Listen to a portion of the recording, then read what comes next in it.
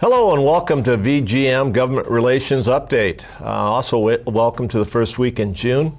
As we head into the dog days of summer, lots are happening. We're faced with the IFR, as many of you know. As of May 9th, CMS released the IFR, interim final rule. It was not anything that we'd hoped it would be or what it was probably originally intended to be under Dr. Price. It did roll out with relief.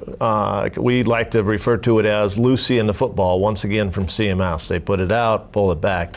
The relief goes to rural areas in non-competitively bid areas.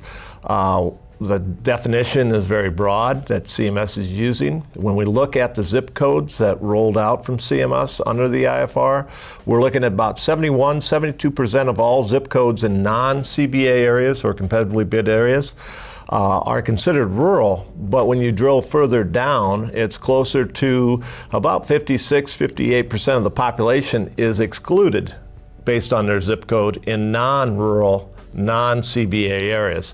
That's a big concern to us, and we're going to continue to work with members of Congress on that. Where do we go from here? What's our push? And keep in mind, the IFR is really only a 7-month window of relief for those rural areas, zip codes, based on the beneficiary. So where do we go?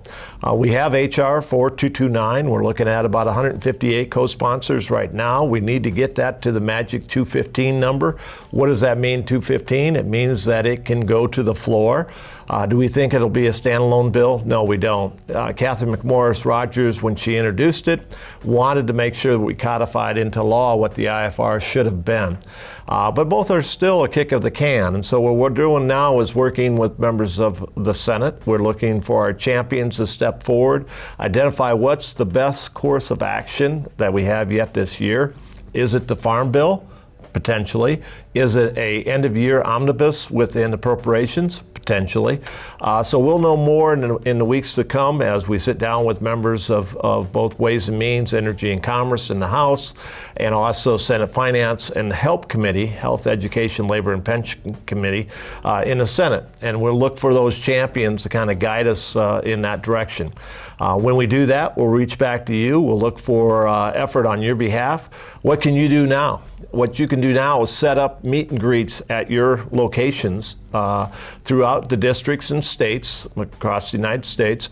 Members of Congress, all members of the House of Representatives, and about 28 members of the Senate are up for re-election this fall.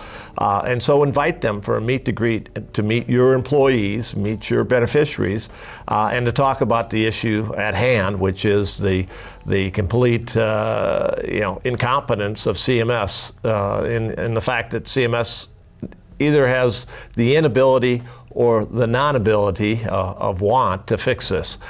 Congress is going to have to fix it. So we're going to have to reach out to those folks and get that done. It is not all doom and gloom. Some people did get relief in those rural areas. We've got to work towards what is going to be the next round of competitive bidding. Will it follow the Cures Act, making sure CMS is not going to pull Lucy in the football once again on us? And so the next round, 2019, is in play. Also, we did get some good news as far as the prior authorization on power mobility. Additional 31 HCPC codes were added and expanded nationwide. So for more information on that, please refer to our website. But there are some good things happening. We need to take advantage of this summer to make sure, once again, we have those meet and greets back in the districts and back in the states. If you'd like help, please reach out to myself or to Emily Harkin at the number below, and we'll be happy to help you set up those meetings and get some competitors in there so we've got a full slate as we move forward. Thank you once again for watching VGM Government Update.